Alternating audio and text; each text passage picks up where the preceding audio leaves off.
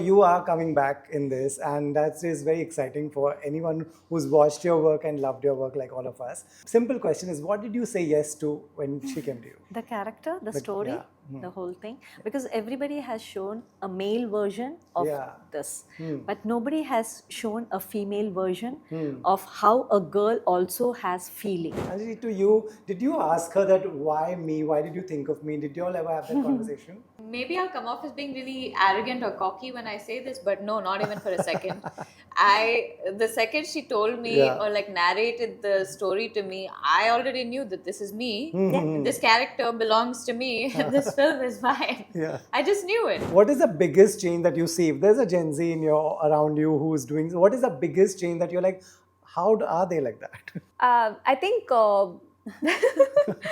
I don't know. Say it. It's a controversial Just subject. Say it. Yeah.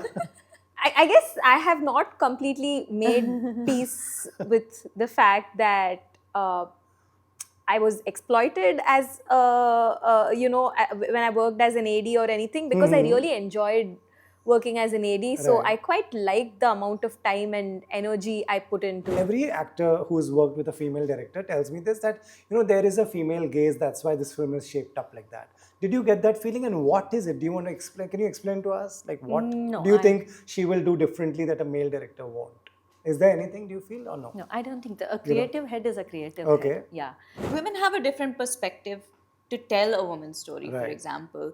There's a certain sensitivity and respect that goes behind, and thought that goes behind certain scenes, let's say. Stories like this especially, being told through a female gaze is really, it's different and it's important, and it should be more,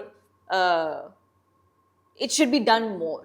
This film also made a lot of headlines. There were people who were upset with it. Did you ever tap into understanding what is their problem? A lot of the criticism I felt was unfounded and just hateful. Like even now, right now, when we had a 15-minute break between interviews, she was reading some of the comments that were abusive and they're very hateful. And, we're just trying to understand where those people are coming from. It's their own insecurity that makes them want to hate on, just a girl telling her story.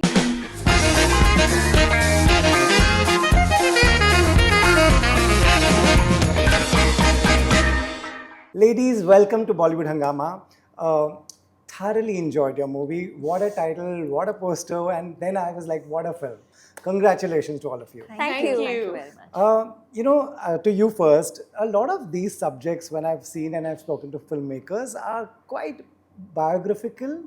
How much of it was you in this character? It's an extremely personal story. These are feelings I've felt, right from the school portions, the yearning, craving love, feeling like an outsider everywhere. And, in college, feeling like a crazy woman in love, and also like just feeling confused. I still feel confused all the time. Am I doing the right thing, So these are all feelings that I have felt. So it's deeply personal, but the incidents in the film are fictitious. They're not based on real life. Yeah. But still they happen to be so real for some reason. They absolutely are so relatable. Because that's everybody's story, right? Not just every girl's story. It's also every boy's story. So these are extremely common incidents that, that you go through, growing up. Right. To both of you, you are coming back in this, and that is very exciting for anyone who's watched your work and loved your work like all of us. Simple question is, what did you say yes to when she came to you? The character, the story, the whole thing. Because everybody has shown a male version of this, but nobody has shown a female version of how a girl also has feeling from childhood till the 30s. So that is the thing which pulled me towards the story and the movie to say yes. Right. Anjali, to you, did you ask her that why me? Why did you think of me? Did you all ever have that conversation? Maybe I'll come off as being really arrogant or cocky when I say this, but no, not even for a second. The second she told me or like narrated the story to me, I already knew that this is me. This character belongs to me. This film is mine. I just knew it because sometimes things are just meant to be, and this is one of those things. But I don't think it seems arrogant at all. Anybody who's watched the movie would agree that she was born to play this part, and the story was, it's almost like I wrote it for her. I didn't write it for her, but I might as well have, because I really think she's the perfect Ramya and she's the perfect Sundari Miss. Right. You were saying, but I asked Varsha, how did you think of casting us, and where did you see, or how did you? Then she gave me her own thing. Like, I used to go through social media, then go near the colleges and stand there and see there for the girls coming out. But casting was a long process. Especially Ramya's thing, she took quite a long. Right. Yes. When you say this was me, what is the main thing that you relate to? I think Ramya is a very beautifully chaotic person. Right. She doesn't have everything figured out in her life, but she's also okay with that. She's okay with figuring things out as she goes. I could relate to moments in her life, like in school and being considered an outcast because she thinks a little differently from most people. Right. Or at least she's vocal about thinking differently from most people. Or in college, where she had a really toxic relationship, because I mean, who hasn't been there, right? And in adulthood with her cats, because I'm a cat mom myself. Right. And just navigating through my life, and just having moments where I'm trying to pick myself and choose myself over being unhappy or dissatisfied in a relationship, for example. All of these things are things that I completely saw myself living. And along with that, just the way that Ramya thinks, I really resonated with that. For me, I was just like, yeah, that's how I think as well. Because getting into character for me was almost like it was like second skin for me, because it was exactly the way I think as well. Right. These are, again, the scene that she was discussing about the cat. I have a cat who once ran away. I was in that exact situation and it came back. So these are absolutely relatable scenes to anyone who that's quite weird. But again, these must have come from somewhere. Yeah, sure. It's come from, friends around. friends, and a lot of the, I mean, there have been times where my cat's gone into hiding, and I've thought for a second that I left some door open and panicked and looked around for 2 hours and then finally found her, hiding in a cupboard. So the fear is very real. Right. So, yeah. Right. Every generation progresses in different ways. Some my parents would say, we were not even allowed this, now you are allowed this. And then, the kids going forward will say, wow, you have this, but we want more of this. Are we at least moving in the right direction, do you think? The generation? Generally in life, do you think we are letting women live the way they want, be the way they want? Have we moved in the right direction? Yes, we have moved. Yes, we have moved. Only thing is, sometimes I feel, I don't know about the other, sure. because they are much younger to me. So I feel they overdo things sometimes, in my opinion. Fair enough. Yes, like for example? Nothing like that in particular. Whenever I come across, sometimes I feel they overdo things. Okay. No, but I agree with you, because I'm I'm nearly 34 now, and I have Gen Z kids working in the team, and I look at them and my editor and I go, kids these days, So I think generation gap is inevitable, because that work ethic changes, and so yeah. What is the biggest change that you see? If there's a Gen Z around you who's doing, what is the biggest change that you're like, how are they like that? I think I don't know. Say it. It's a controversial Just subject. Say it. Yeah. I guess I have not completely made peace with the fact that I was exploited as, when I worked as an AD or anything, because I really enjoyed working as an AD. So I quite liked the amount of time and energy I put into it. Right? Yeah. So I don't think this is a 9-to-5 job. Yeah, true. So especially in movies, I feel like you have to take a little more accountability, and I find that a lot of younger people are, sure, work-life balance is very important, and I wouldn't want people to burn out or any of that, and it's something I'm very particular about. Like but I do think a little more, if people spent a little less time on their phones, I think they would have a little more time, to do their jobs, I feel. But this is also something I can't generalize, because there are passionate people in every generation. So it's just probably me looking at a whole group of people and choosing to see something because of my own ageist prejudice. Correct. It's very likely it's that. But do you think we are going through a change where the where Gen Z is kind of course correction also, just because I also worked 7 days and 365 days and round the clock, they are saying no sometimes and doing this work-life balance thing that you're saying. You think there's a change happening there? No, I'm just to clarify, I don't think people should work 7 days either. But it also, let's say there's a release in a few days, then you don't get a Sunday off. Yeah, is this is my not point. A 9 to 5 Yeah. So, and sorry, what was your question?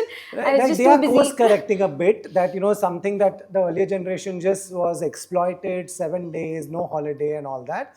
Somewhere these kids are questioning and saying, this is not right. You know what I feel like it is? If I really overanalyze it a little bit. Please, yeah. I feel like, yes, people have been exploited thus far in their respected fields. It's not just the film industry. It's every single field you think of. People have been exploited and made to work beyond what they are being compensated with and beyond any human's capacity, so that they're pushed beyond a certain point. And that's become a standard. And the generations that are coming now are generations who are exposed to social media, and social media comes with a whole lot of information. It's like information overload. So this generation has learned to say no. And the previous generations are not used to hearing no. So I feel like the stigma and tag that's now being put onto the younger generations is that they're lazy and they're not motivated enough, purely because they know what their boundaries are, and they're saying no. I'm not going to do that, because if you want me to do that, pay me more. You know what I'm saying? Sure. So I feel like it's just a stigma that's being put onto them, and I think with time it will change. Right. That's very interesting, right? How do you see this? She's right in saying, if you tell me to work 365 days, I'm all out. So this is a wrong question. Right. Yeah, this is a wrong question. And when I used to work in the 90s, I used to live in But the question is choice, right? Like, she had a choice. Yeah, she chose that's to what work. I told. I'm a work alcoholic, so I'll work 365 days, 24/7. Yes, I would love to do that. Right. When was the first time when the film was ready and everybody saw it, when was the first time you got a feeling that, okay, we have got something right here? And here I wanted to correct also, like in certain places, if given a chance, if anybody asks me, like, would you please extend and do it, we will think about every thing, like, okay, the producer is suffering or the director is suffering, or we have to complete, so we will say yes. But I don't know about the other generation, will they come forward and do that? Right, but don't you think that at some point you all were exploited with time and everything, the days and time and all? No, Okay. I don't think so. Yeah, it's exactly, it's the way we think. It's the way we think. When was the first time you got the feeling that we have got this film right? Was it the festivals? Where was it? Who saw it and told you? I don't remember the first time. It's like these moments come in bursts and they also like go away in bursts. There are sometimes you're watching the edit and it's like, yeah, I've made such a cool movie. And then there are other days I get very depressed and because I don't like it. Some days it feels like nothing's working because you're looking at everything very critically. Right. Like even now, sometimes it also depends on who you're watching it with, because you sort of watch it with their gaze. Yeah. If you're sitting next to a person who does not connect with the film, then you're also going to distance yourself a little bit, and that happens a lot. And and also while editing, you're looking at the monitor like this, and then sometimes you push your chair back and you watch it like an audience. Right. So these are perspectives that you get each time. So when was the first time I felt like we've definitely got something great was when Anurag Kashyap sir called, and he was so excited by the film, and even my producer Vetrimaran sir at that point, after the rough cut was shown to Anurag sir, he only saw the first half, and then he was apparently pacing up and down the room and like, I have to watch the second half, and he's like, how is a fully grown man so excited about, a coming of age story of a girl? So maybe you've got something here. Because Vetrimaran sir is also a very critical person, and he was only telling me where there were issues, like both technical and like otherwise. So I think that's the first time the entire team felt, because he was also watching it with a fresh pair of eyes. Sure, he'd read the script, but he was watching it for the first time. Right. And we'd spent so much time on edit that it had gotten a little stale in our heads, right? So yeah, that was the first time. And then we started sending the screener out to festivals. And it was so well received. From there on, we've had many moments where we felt like we've got something. Amazing. To both of you, you can tell me first, every actor who's worked with a female director tells me this, that, there is a female gaze, that's why this film is shaped up like that.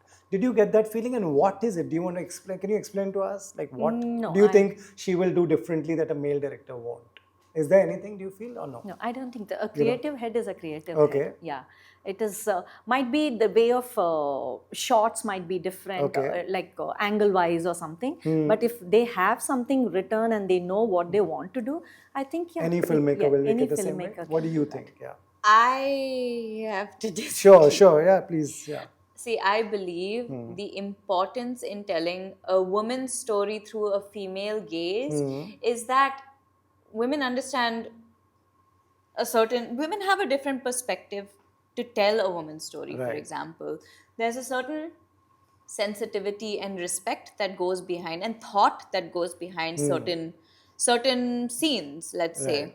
For example, the way that Varsha would treat a love scene as opposed to the way that a male director might treat a love scene is going to be very different perspectives. And I feel like a lot of women's stories are told through a male gaze. Yeah, true. Because there's just there's a majority of male filmmakers, and that's not to say that their work isn't fantastic. It's just make it different. Yeah, it's different. Yeah. But when a story like this is told through a female perspective, a woman's gaze, there's a certain amount of tenderness that comes with that storytelling. There's a certain amount of nuance that comes only through the gaze of a woman.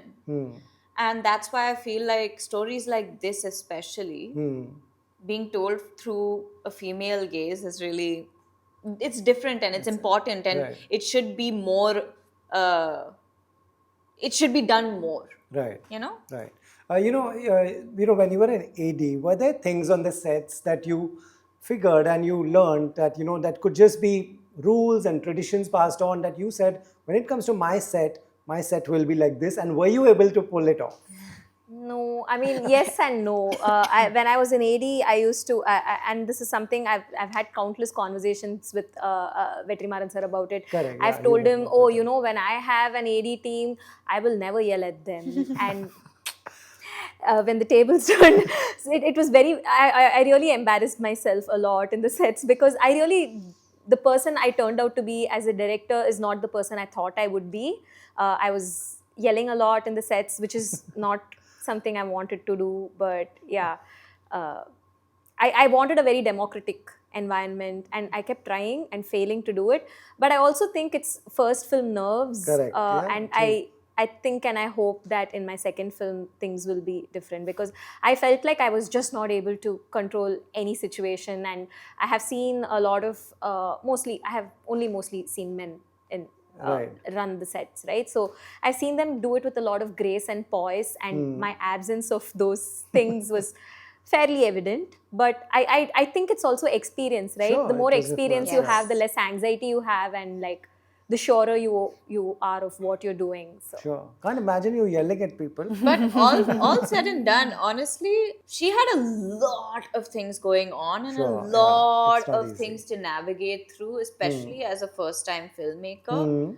So I feel like all said and done, she pulled it off incredibly. Because we were always biting more than we can chew. We were always like in very stressful situations, because we were ambitious, right? With the film, like even if we had like very limited resources, even if we were shooting without permission in a location, we'd just like get Anjali to, just go sit there, and like we wouldn't have permission in like real locations and, you know, just shooting in live locations with a small camera, hidden camera, those sort of things, because we wanted scale. We wanted the film to look a lot bigger than it was. And, you know, we just wanted a lot of shots. The style of the filmmaking demanded a lot of footage, which means, but we didn't have the luxury of shooting for 100 days or whatever, right?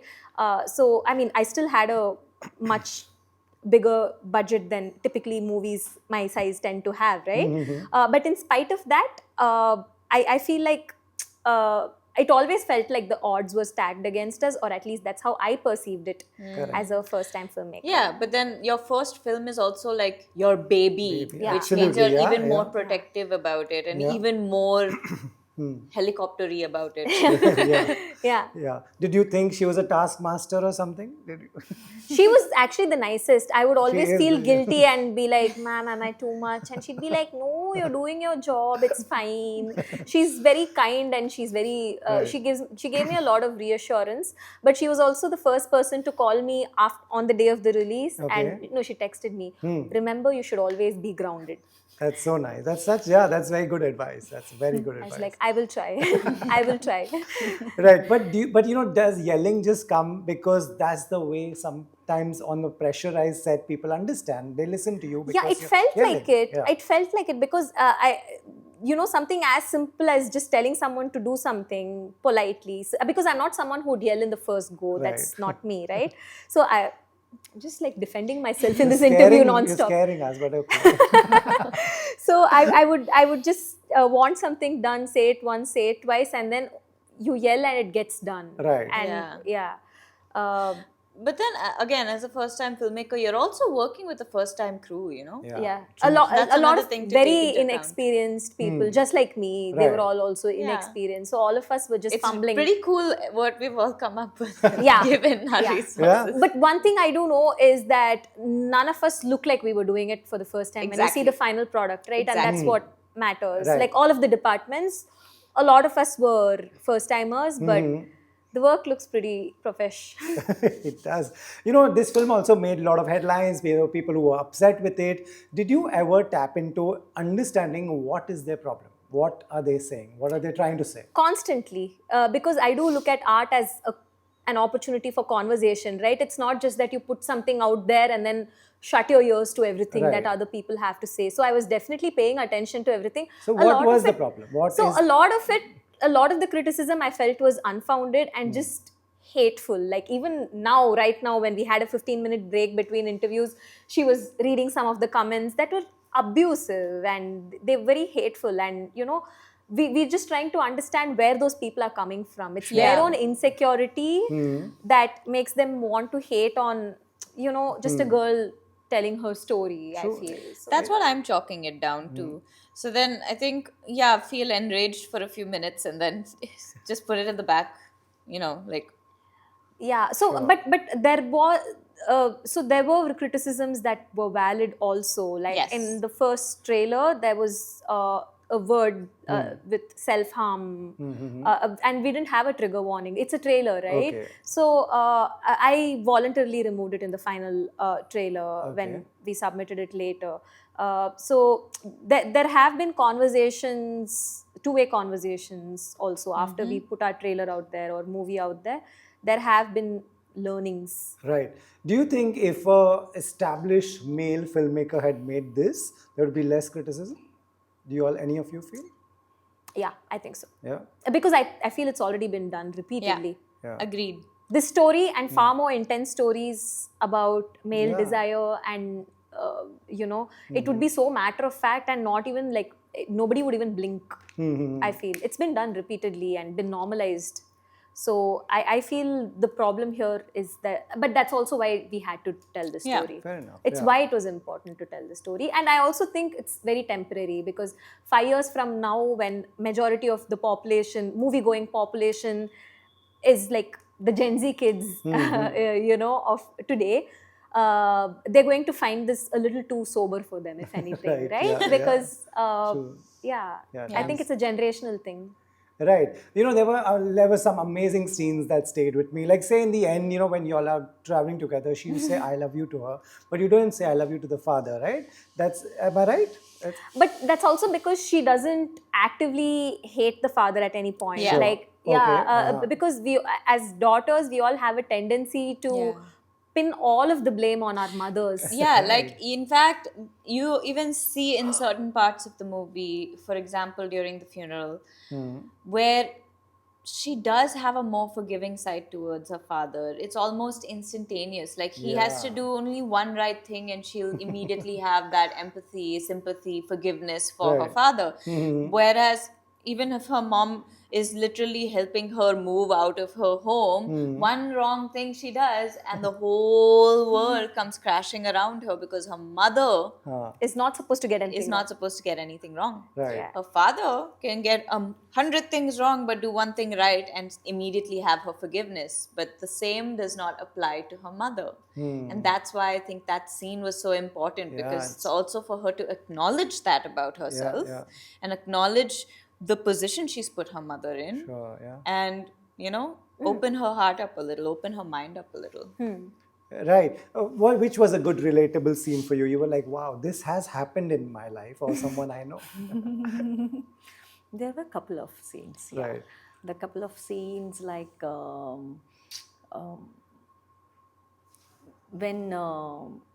when she doesn't she goes on a picnic and then coming out and removing all the connections, no watching TV and all that. That is one scene. Okay. And then the last climax photo scene where the daughter says love you.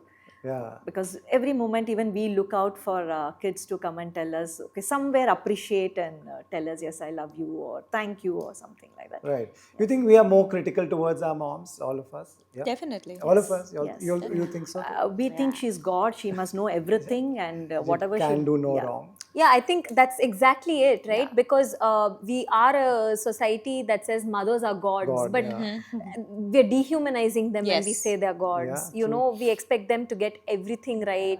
This whole sanctity we attach to motherhood is the reason why women suffer so much. Wow. That's absolutely right, and totally relate to that. I don't want to give out everything of the film, but I do want to ask you that where do you go from here? You've made a wonderful film. We would like to see more work, obviously. Are you someone who will stick to this genre? Are you someone who would like to someday try something absolutely crazy commercial? I thought I've made something crazy commercial already. We'll see. But no, I am writing actually 3 different things. Just a day or 2 after the release, I finally allowed myself to think about something else. Okay. And there are 3 different ideas that I'm just dabbling. I don't know if there's enough in it for me to complete the script to sustain my interest. But each of them are in a completely different zone. One of them is very similar to Bad Girl, but another one is a series which is in a whole different zone. And I'm also writing one other thing which is nothing like Bad Girl. How interesting. Thank you so much, all of you, for mainly making this and entertaining us with such a good subject, such an important one. I really hope people go out and watch this. Thank you. Thank you so much. Thank you very much.